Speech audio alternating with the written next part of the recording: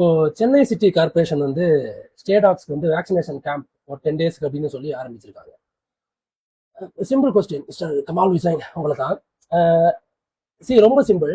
நான் ஒரு 3-4 வருஷமாவே சொல்லிட்டு ஒரு விஷயம், அதிகமா ஊழல் நடக்குது ஒரு இடம் அப்படின்னு பார்த்தா இந்த தெருநாய்களை வச்சு அங்கதான் நிறைய ஊழல் நடக்குது, குறிப்பா கமால் ஹுசைன்.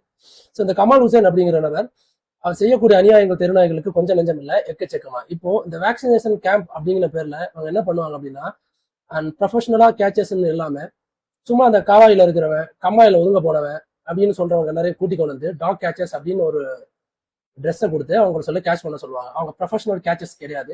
ஸோ ப்ரொஃபஷனல் கேச்சர்ஸுக்கும் நார்மலா இருக்கிற ஒரு கேச்சர்ஸுக்கும் நிறைய வித்தியாசம் இருக்கு. ஸோ அவங்க என்ன பண்ணுவானுங்க அப்படின்னா, தெருநாய்களை பிடிக்க தெரியாம பிடிச்சி காது கண்ணும் காவாயின்னு சொல்லி காயங்களையும் ரத்தங்களையும் இது பண்ணுவாங்க. அண்ட் அதே மாதிரி இப்போ திருச்சி எடுத்துக்கிட்டா லாஸ்ட் ஒரு 15 டேஸா வந்து நாங்க வேக்சினேஷன் பண்ணாங்க. ஸோ அதுல வந்து அவங்க என்ஜிஓஸோடையும் ஃபீடர்ஸோடையும் கான்டாக்ட் பண்ணி ஸ்ட்ரைட்டாவே அவங்கள பிடிக்க சொல்லிட்டு அவங்க வேக்சினேஷன் போட்டாங்க. ரொம்ப சீக்கிரமா ஒர்க் முடியும், அது ரொம்ப சிரமமும் இல்லை, வலைகள் நெட்டை போட்டு கேஷ் பண்ண வேண்டிய அவசியமும் அங்கே இருக்காது. அண்ட் ப்ளீஸ் கமால் ஹுசேன், உங்களுக்கு ஏதாவது கார்பரேஷன் எப்படி ரன் பண்ணணும், கார்பரேஷன் திறனாளிகள் ஊசி போடலாம், தயவு செஞ்சு கிளம்பி திருச்சி வாங்க. உங்களுக்கு நானே ஃபிளைட் டிக்கெட்டோ இல்லை ட்ரெயின் டிக்கெட்டோ புக் பண்றேன், வாங்க. வந்து இங்க இருக்கக்கூடிய கார்பரேஷன் கமிஷனர் சார்ல இருந்து, கலெக்டர் சார்ல இருந்து, மேயர் சார்ல இருந்து, கார்பரேஷன் ஒர்க் பண்றவங்க எல்லா டாக்டர்ஸ் எல்லாத்தையும் வந்து கத்துட்டு போங்க, எப்படி வந்து வேக்சினேஷன் போடுறது, எப்படி வந்து ஃபீடர்ஸோட வந்து ஒற்றுமையா வந்து இது பண்றது. நீங்க ஜோக்கியம் தானே கமால் ஹுசேன் சார், நீங்க ஜோக்கியம் தானே, உங்க கைகள் வந்து கரைபடையாத கைகள் தானே. ஸோ அப்படின்னா நீங்க வந்து ஃபீடர்ஸோடையோ இல்ல இருக்காங்க அனிமல் ஆக்டிவிட்டிஸோடய கைக்கு வந்து இந்த வேக்சினேஷன் கேம்ப நடத்துங்களேன். ஏன் நடத்த மாட்டேன்றீங்க?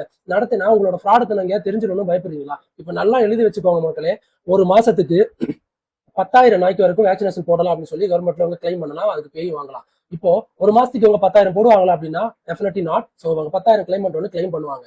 2.5 லட்சம் நாய், 3 லட்சம் நாய், 4 லட்சம் நாய் திருநாய்கள் இருக்கு அப்படின்னா 2 லட்சத்துக்கு போட்ட முடியுமா? அதுவும் பண்ண முடியாது. ஸோ என்னென்ன ஃப்ராடு வேலை பண்ண முடியுமோ அதெல்லாம் பண்ணுவாங்க.